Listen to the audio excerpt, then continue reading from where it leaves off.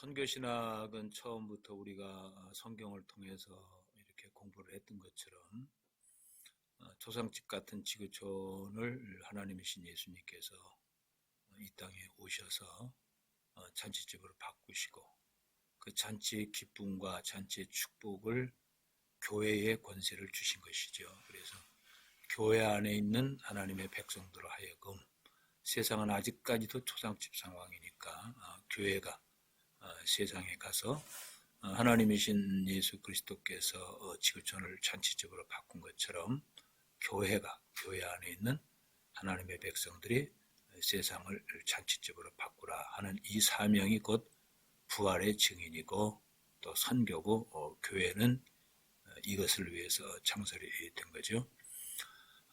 그래서 이제 그 AD와 BC는 역사적인 사건이고 우주적인 사건이죠. 예수님 탄생 이전과 탄생 이후.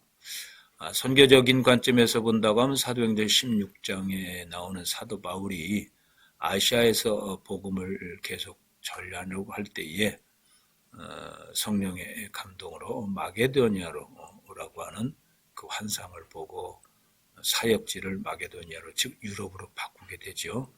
이 사건으로 인해서 아시아와 유럽은 영적인 큰 거리가 최초에 생겼던 것이고, 만약에 사도 바울이 계속 아시아에서 복음을 전했다고 하면은 아시아와의 경제적이나 정치적이나 이런 모든 상황은 지금과 달랐을 것이다 하는 것이 이제 선교학자들과 또 세계학자들이 주장하는 내용이죠.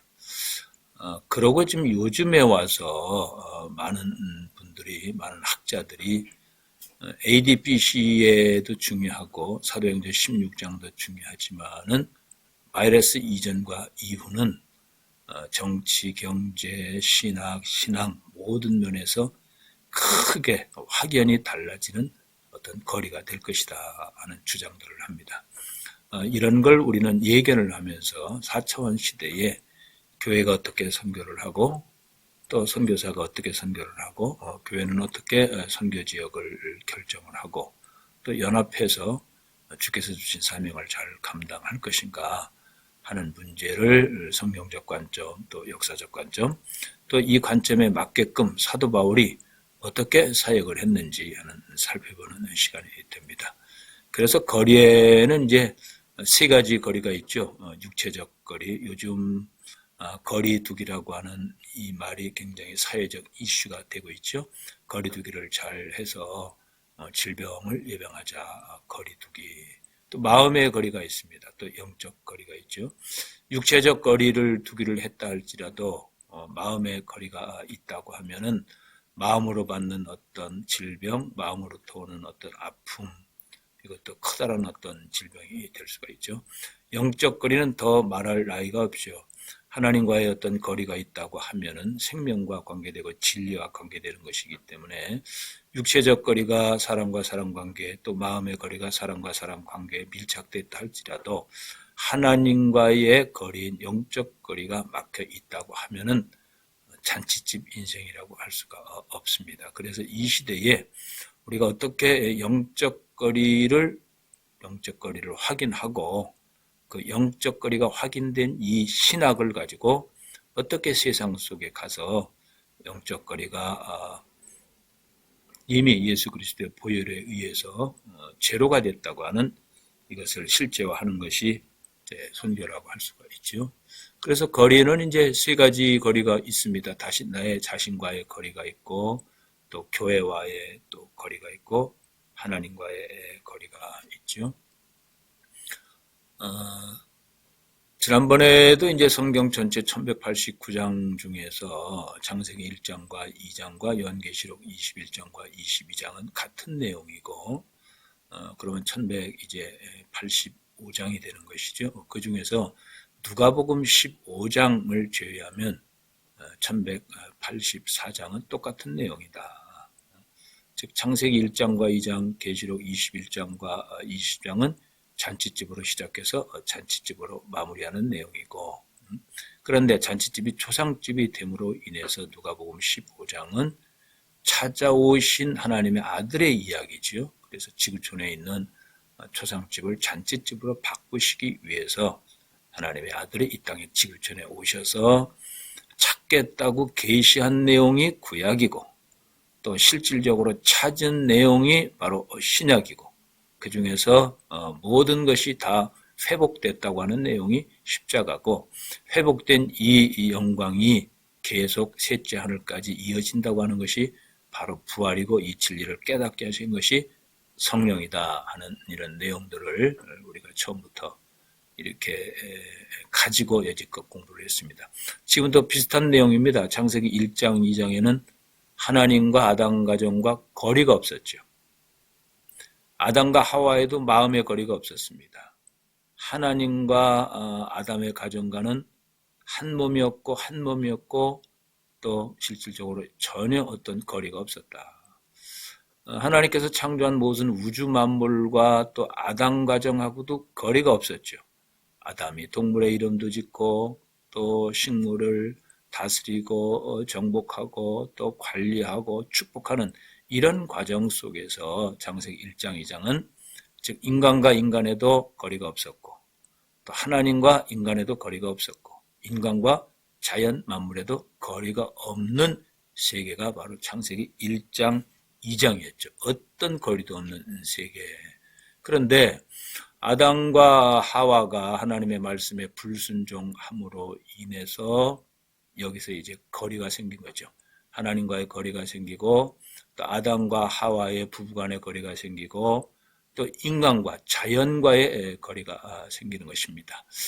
하나님은 결코 지구촌에 있는 이 가정이 하나님과의 어떤 영적인 거리, 부부간의 거리, 자연과의 거리를 원하지 않았기 때문에 다시 이 가정에게 창세기 1장, 2장에 있는 거리가 없는 그 세계를 다시 회복시키시겠다고 말씀하신 것이 바로 창세기 3장 8절 말씀입니다. 아담아 내가 어딨냐? 너하고 나하고 지금 거리가 있고 너 부부에게도 거리가 있고 자연과도 거리가 있는데 너는 내 형상대로 지음을 받았기 때문에 하나님 보시기에 거룩한 백성이기 때문에 다시 인간이 잃어버렸던 거리를 회복시켜 주시겠다고 하는 메시지를 주시기 위해서 아담을 부른 거지요. 바로 그 내용이 우리가 성경을 본다고 하면은 이런 내용입니다.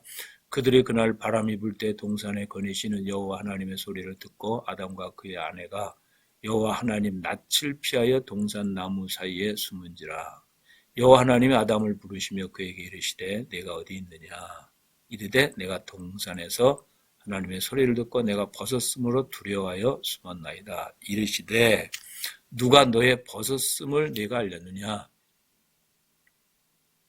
내가 네게 먹지 말라 명한 그 나무 열매를 내가 먹었느냐. 아담이 이르되 하나님이 주셔서 나와 함께 있게 하신 여자 그가 그 나무 열매를 내게 주므로 내가 먹었나이다.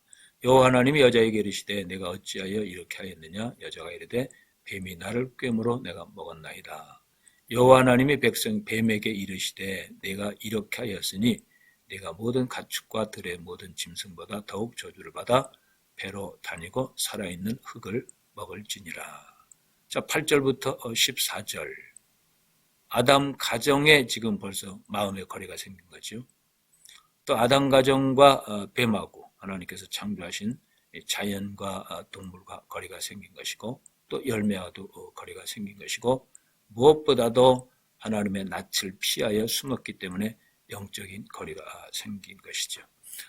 이것을 다시 회복하시기 위해서 하나님께서 복음을 주셨으니 이것이 곧 창세기 3장 15절입니다.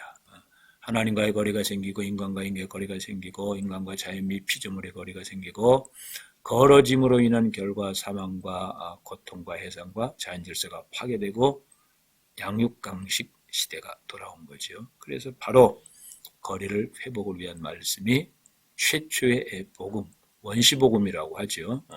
이 복음이 바로 15절입니다. 내가 너로 여자와 원수가 되게 하고 내 후손도 여자의 원수가 되게 하리니 여자의 후손은 네 머리를 상하게 할 것이요 너는 그의 발꿈치를 상하게 할 것이니라 하시고 복음이죠. 자, 이 원시 복음 속에 계시가 있습니다. 즉 여자의 후손, 즉 아브라함이라고 하는 가정을 선택을 하시고 아브라함을 이제 민족을 이루게 하시고 나라를 이루게 하시고 바로 그 아브라함에게 약속했던 그 가문 가운데에 요셉의 가정을 통해서 또 마리아의 성령으로 잉태된 그 사건을 통해서 하나님의 아들 예수 그리스도가 이제 성육신 하신다고 하는 이 계시가 지금 이 말씀에 포함이 되어 있는 것이고, 성육신 하신 하나님의 아들은 아담의 그 죄, 즉 원죄죠. 이 모든 죄, 아담 가정이 잃어버렸던 초상 잔치집, 이 잔치집을 회복하기 위해서는 반드시 죄가 없으신 하나님의 아들 예수 그리스도가 십자가를 짐으로 그동안 잃어버렸던 인간의 모든 아픔들을 창세기 1장과 2장으로 다시 회복시키겠다고 하는 그 메시지가 바로 구원이고, 그 구원의 실체가 십자가 사건이죠. 이것을 이제 계시로는 발꿈치를 밟게 될 것이다. 발꿈치를 상하게 할 것이다 하는 이 말씀입니다. 그래서 이 최초의 복음 창세기 3장 15절이 점진적 계시를 통해서 이 복음이 때로는 노아를 통해서, 때로는 아브라함을 통해서, 다윗을 통해서, 선지자들을 통해서, 이스라엘 백성을 통해서 점점 구체화되고, 이 계시가 실질적으로 예수 그리스도에 의해서 실제화되고, 또 십자가의 사건을 통해서 우주적 사건인 이 십자가의 사건을 통해서 완전히 열방과 세계 가운데에 드러낸 거지요. 계시가 드러낸 거죠. 그러니까 카이로스 시간을 맞이한 거죠. 그러므로 이 완성된 계시가 바로 부활을 통해서 영원히 하나님의 자녀들에게 이어질 수 있도록 이것을 깨달을 수 있는 역사가 바로 하나님의 영, 예수 그리스도의 영인 성령을 통해서 이루어지는데, 이 성령이 바로 교회를 세우셔서 한 것이죠. 성령이 교회를 세우셔서 교회 안에 있는 하나님의 백성들을 통해서 이제 그리스도께서 이루신 잔치집을 하나님의 백성 통해서 이어가라고 하는 것이 바로 사도행전이라고 할 수가 있습니다. 그래서 왜 성육신 하셨습니까? 함께 하시기 위해서 성육신 하신 것이죠. 바로 임마누엘이라고 하라. 함께 하신다고 하는 뜻이죠. 하나님과의 육체적인 거리, 마음의 거리, 영적인 거리를 다 없애주시기 위해서는 하나님의 아들이 이 땅에 인간과 함께 해야 하기 때문에 임마누엘 하신 것이죠. 그래서 예수님은 말씀대로 임마누엘 함께 하시기 위해서 예수님의 사역은 지역을 초월합니다. 고라신이나 베세다나 두로나 시로는 이방 지역 아니에요. 그러니까 이방 지역에 있는 그런 사람들까지도 바로 예수 그리스도와 한 마음이 되기 위해서, 닫혔던 벽을 무너뜨리기 위해서, 복음을 통해서 하나님과의 다시 마음이 합쳐지기 위해서 지역으로 가신 것이죠. 마태는 죄인 아닙니까? 그때 이제 막달라 마리아도 죄인 아니에요? 죄인들과 소외 계층으로 찾아가시지 않습니까? 찾아가셔서 그들과 또 막혀있던 모든 담을 다 예수님께서 다 헐어주시는 것이죠. 그러므로 이제 예수 그리스도를 영접함으로 해서 하나님과 영적 거리가 무너지게 되는 것이고, 또 이제 서로 그리스도인끼리 어떤 마음의 거리도 무너지는 게 되고, 또 사회적 거리도 무너지게 되는 것이죠. 그렇게 이제 지역과 또 죄인들을 찾아가셔서 거리를 다 무너뜨리신 다음에 예수님께서 하셨던 말씀이 너와 나는 이제 친구다. 그리스도를 영접한 하나님의 자녀들과는 친구다. 제자들과는 친구다. 이렇게 친구됨을 선포를 하죠. 우리가 친구를 어떻게 정의합니까? 친구는 고향, 나이, 남녀 관계가 없습니다. 학벌도 관계 없습니다. 친구라고 하는 것은 상대의 아픔을 아무 조건 없이 내가 받아들일 수 있는 사람이 이 친구지요. 누가 뭐라고 해도 나는 그 사람을 인정하고 믿어주는 게 친구죠. 바로 예수님이 바로 복음을 받아들인 이스라엘 백성과 이방인을 향해서 친구다. 제자를 향해서 친구다. 이렇게 선언을 한 거지요. 그러니까 영적인 거리가 없다고 하는 뜻이죠. 마음의 거리도 없다고 하는 뜻이고 또 육체적 거리도 없다고 하는 뜻입니다. 그래서 같이 식사도 하시고 같이 교제도 하시고 같이 대화도 하셨던 것이죠. 이것을 다시 쉽게 비유로 설명을 하셨는데 나무와 가지다. 나무와 가지는 붙어 있지 않습니까? 열매는 가지를 통해서 맺혀지잖아요. 나무와 가지다. 주님은 나무고 하나님의 백성들은 가지다. 한 몸이다. 마음이 같고 육체적 거리도 없고 영적인 거리도 없다고 하는 참으로 비유 중에서 이 거리가 없다고 하는 놀라운 실질적인 메시지를 주신 것이 나무와 가지에 대한 비유고 목자와 양은 더 세밀한 비유지요. 양은 여러 가지 특징이 있습니다. 뿔도 없고 또 양은 스스로 어떤 결정할 수 있는 지혜도 없고 또 양은 앞을 잘 보지 못하고 뭐 여러 가지 인간의 그 한계성을 그대로 표현하고 있는 동물이 이 양이지요. 그 양에게는 반드시 필요한 것이 목자입니다. 양은 목자 없이 살 수가 없어요. 목자 없이 안전한 곳에 갈 수도 없고 목자 없이 다시 출발지로 돌아올 수도 없고 목자 없이는 보호받을 수도 없지요.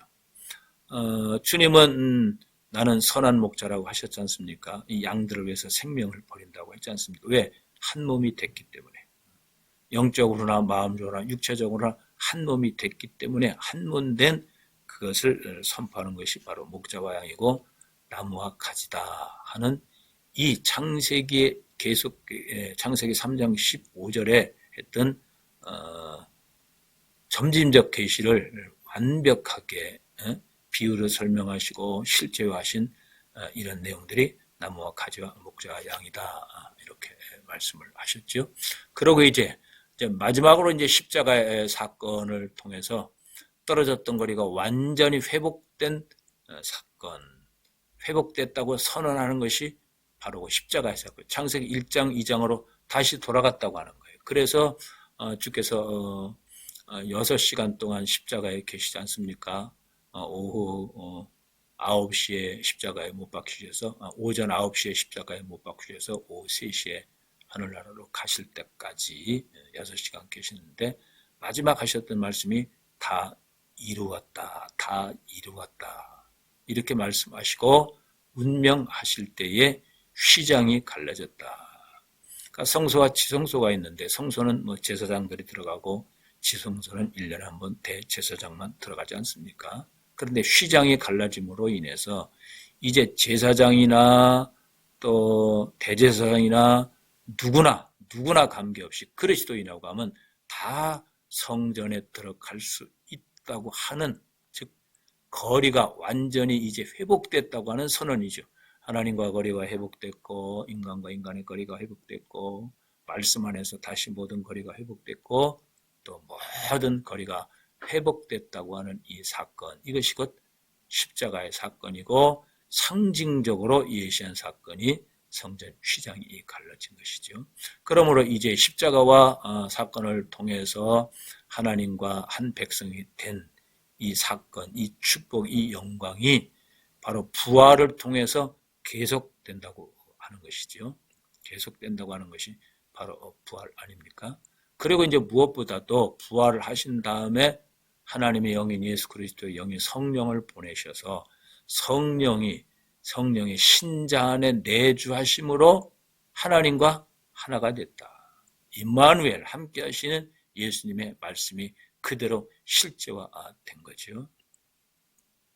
그러므로 이제 성령을 통해서 세웠던 이 교회 승천하시면서 땅끝까지 이르러 내 증인이 되라 말씀하셨고 부활의 증인이 되라 하는 이 말씀을 주시고 이제 제자들이 마가의 다락방에서 기도하다가 오순절 성령 강림을 체험하게 되고 바로 그곳에서 이제 교회 공동체가 세워지게 되죠. 교회 공동체가 세워지고 그 교회 공동체는 바로 영원토록 하나님께서 임마누엘 하시겠다 하는 이 말씀이고 또 셋째 하늘까지 천국까지 임마누엘 하시면서 같이 가시겠다고 하는 뜻이죠.